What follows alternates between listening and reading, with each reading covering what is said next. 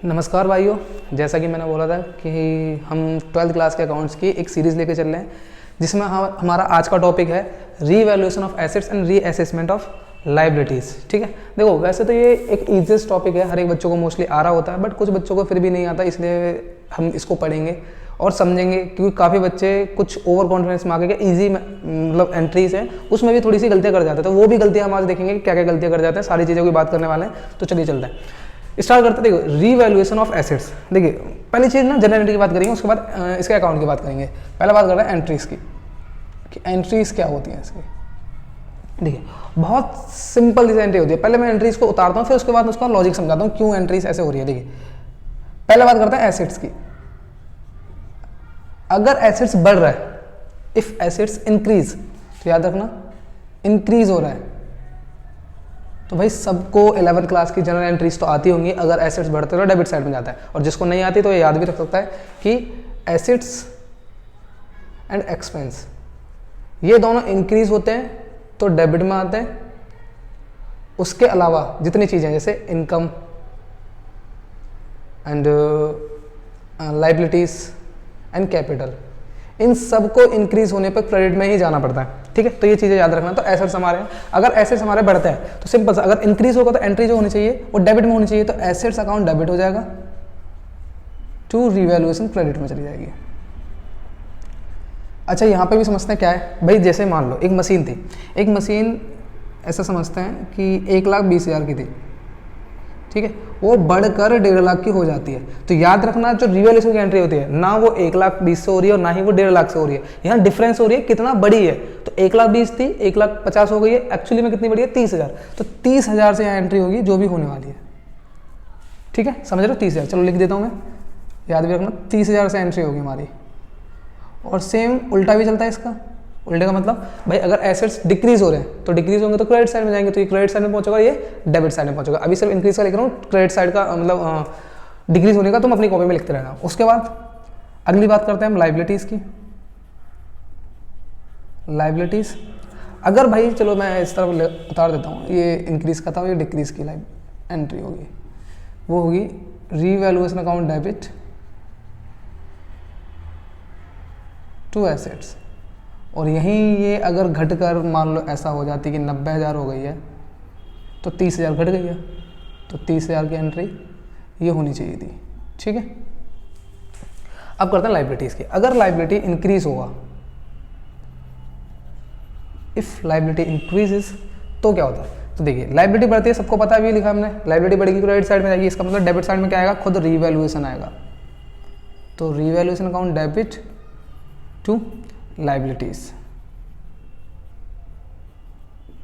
ठीक है, जैसे एग्जांपल एक लेते हैं कि कोई क्रेडिटर था या लोन वगैरह कुछ भी उधारी वाला, जो 60,000 था बढ़कर 1 लाख हो गया, तो 40,000 का बढ़ गया। सबको पता है, मैंने बता दिया कि भाई ना तो 60,000 ना ही 1 लाख, कितना वो लिखना है हमें 40,000, तो यहाँ लिखना पड़ेगा 40,000। ठीक है, सेम यहाँ पे उल्टा होगा, अगर घट गया ये घटकर 20,000 हो जाता है तो क्या लिखना पड़ेगा, liabilities account debit to revaluation. ठीक है, कितने से था 40,000 से। यहाँ तक नॉर्मली बच्चों को आ रही होती है।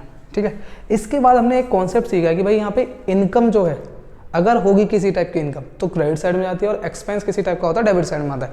बस यहाँ पर अगर कोई भी एक्सपेंस हो रहा है, किसी भी टाइप का एक्सपेंस होता है, तो बस ये याद रखना है एक्सपेंस जो डेबिट साइड में हम लिखते थे उसे क्रेडिट साइड में लिखना पड़ेगा। क्यों लिखना पड़ेगा अभी मैं समझाऊंगा।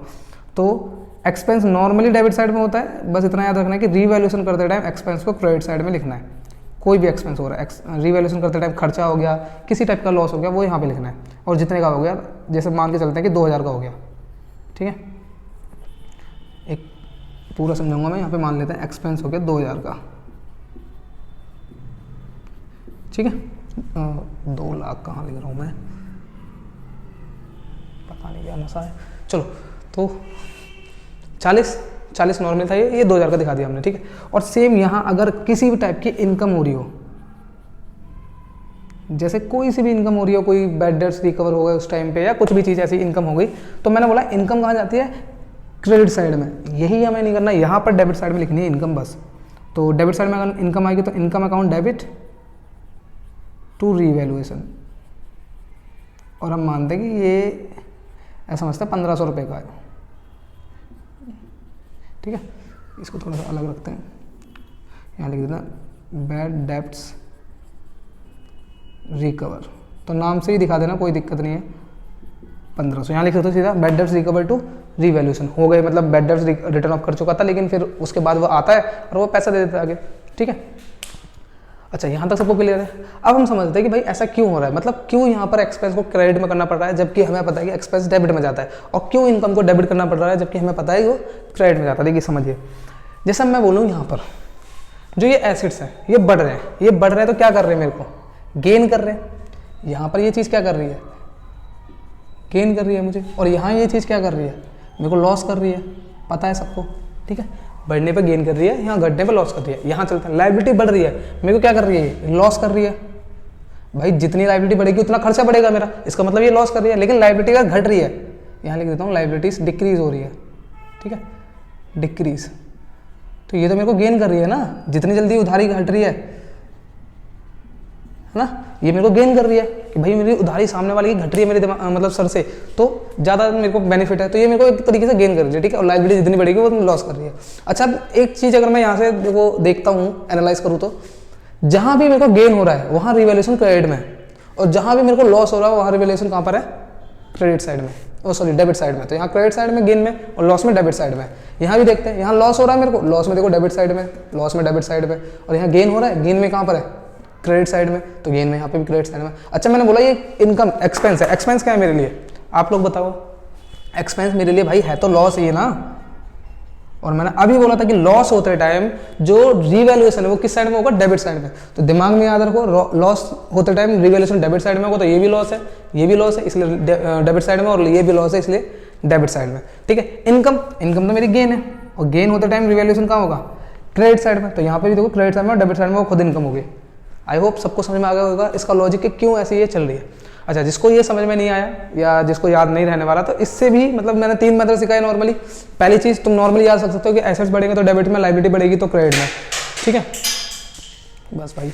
उसके बाद एक्सपेंस का बस तुम्हें याद रखना पड़ेगा कि एक्सपेंस अगर होता है रिवैल्यूएशन में तो क्रेडिट साइड में जाएगा, और किसी भी टाइप की इनकम होती है तो डेबिट साइड में आएगी, इतना याद रखेंगे। पहला। दूसरा तरीका क्या था, मैंने समझाया कि गेन और लॉस से याद रख सकते हो। तीसरा तरीका मैं तुम्हें समझाता हूँ, जैसे हम अकाउंट बनाते हैं, पता है हमें रिवैल्यूएशन अकाउंट बनता है ऐसे प्रॉपरली, रिवैल्यूएशन, ठीक है, रिवैल्यूएशन अकाउंट इस तरीके से बनता है। अब बात करते हैं कि ये होता है क्रेडिट साइड और ये होता है डेबिट साइड। अब भाई तुम लोगों ने सब ने 11th क्लास में जनरल एंट्री पढ़ी होंगी, जनरल एंट्री के बाद लेजर में जाते हैं।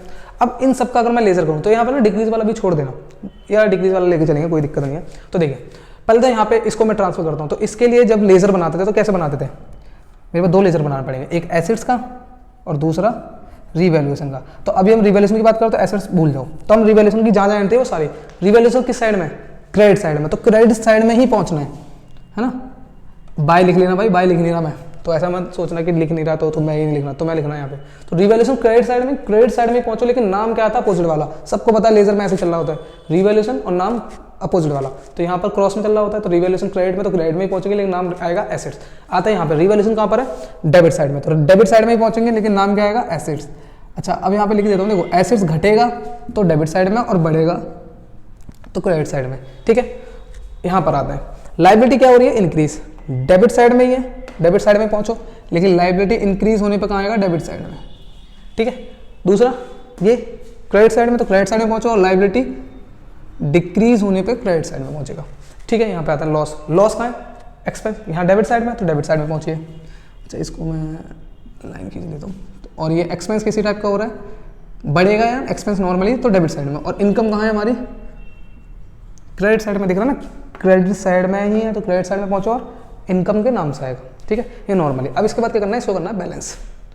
अच्छा, जब इसको बैलेंस करोगे तो समझ के चलते हैं, देखिए जैसे कुछ भी प्रॉफिट वगैरह आएगा, तो प्रॉफिट जैसे यहाँ पे बैलेंस कर रहे हैं, और यहाँ पे प्रॉफिट बैलेंस जो आया है, मान के चलते हैं कि यहाँ पे 1 लाख का आया, ठीक है, और जो लॉस हुआ वो 90,000 का हुआ, तो 10,000 का प्रॉफिट आएगा, और उसे लिखना पड़ेगा क्या, profit transferred to partners capital account, जो भी होंगे एक्स वाई जेड और तीनों में प्रॉफिट बांट दोगे, ये बन जाता हमारा रिवैल्यूएशन अकाउंट।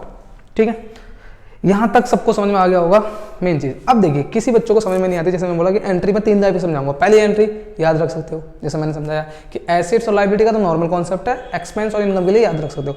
दूसरा कॉन्सेप्ट मैंने समझाया भाई कि जहाँ पे भी गेन हो, याद रखो गेन का मतलब होता है रिवैल्यूएशन क्रेडिट साइड में। अब यहाँ पे भी मैं समझाता हूँ, देखो रिवैल्यूएशन में क्या करना है, रिवैल्यूएशन में क्रेडिट साइड में, जैसे प्रॉफिट एंड लॉस अकाउंट पढ़ा है ना, तो प्रॉफिट एंड लॉस में क्या होता था, डेबिट साइड में सारे लॉसेस आते थे, क्रेडिट साइड में सारी इनकम आती थी। वही कॉन्सेप्ट यहाँ पे, जितनी भी इनकम होंगी सारी क्रेडिट साइड में, जितने भी लॉसेस होंगे सारे डेबिट साइड में। तो लॉसेस सारे डेबिट साइड में, इनकम सारी क्रेडिट साइड में। तो यहाँ पे भी तो वही कर रहा हूँ मैं, जितनी भी इनकम है वो सारी क्या होंगी, क्रेडिट साइड में होंगी रिवैल्यूएशन में। तो ये इनकम है, रिवैल्यूएशन क्रेडिट साइड में, ये इनकम है, रिवैल्यूएशन क्रेडिट साइड में, मतलब गेन है, और ये इनकम है, रिवैल्यूएशन क्रेडिट साइड में। और जहां भी एक्सपेंस, एक्सपेंस का सारे ये, और एक्सपेंस जहां भी होंगे वो सारे क्या होंगे, डेबिट साइड में होंगे। तो एक्सपेंस का है सारे, देखिए ये रहा मेरा लॉस है एक्सपेंस, तो कहाँ है रिवैल्यूएशन, डेबिट साइड में। ये रहा लॉस एक्सपेंस, डेबिट साइड में, और ये भी रहा डेबिट साइड में। ठीक है, तो यहाँ से ऐसे याद सकते हो, तो यार या फिर ये याद रख के वापस जा सकते हो, जिसको लेजर बनाना था वो वापस से एंट्री पे जा सकता है। जैसे मैं बोलूं कि जितनी भी ये जो डेबिट साइड में एंट्री है, जर्नल एंट्रीज में सब क्रेडिट साइड में होंगी। कंफर्म है ये कि जितनी भी ही जिस अकाउंट के अंदर डेबिट साइड में होंगी, अगर मैं उसकी जर्नल एंट्री वापस से जाता हूँ एक स्टेप पीछे, तो जितनी भी डेबिट में सारी क्रेडिट में होंगी। चेक करिए, एसेट्स घट रहा है, क्रेडिट साइड में होगा ये रहा, लायबिलिटी बढ़ रही है, क्रेडिट साइड में होगी, एक्सपेंस क्रेडिट साइड में होगा। तो ये यहाँ से भी याद रख सकते हो, कोई दिक्कत वाली बात नहीं है। ठीक है, तो आई होप सबको समझ में आ गया होगा। लेकिन यहाँ पर एक चीज़ जो मिस्टेक करते हैं बच्चे, वो क्या करते हैं, जैसे अभी मैं इसको हटाता हूँ, इधर चलते हैं। देखिए मैंने कहा एसेट्स इंक्रीज हुए 30,000, यहाँ दिखा दिया रिवैल्यूएशन, यहाँ डेबिट में और यहाँ पर क्रेडिट में। अभी इतना क्वेश्चन समझते हैं। ठीक है, तो एसेट्स बड़े मैंने दिखा दिया 30,000 का, लायबिलिटी बड़ी मैंने ये दिखा दिया, और एक्सपेंस हुआ ये दिखा दिया मैंने।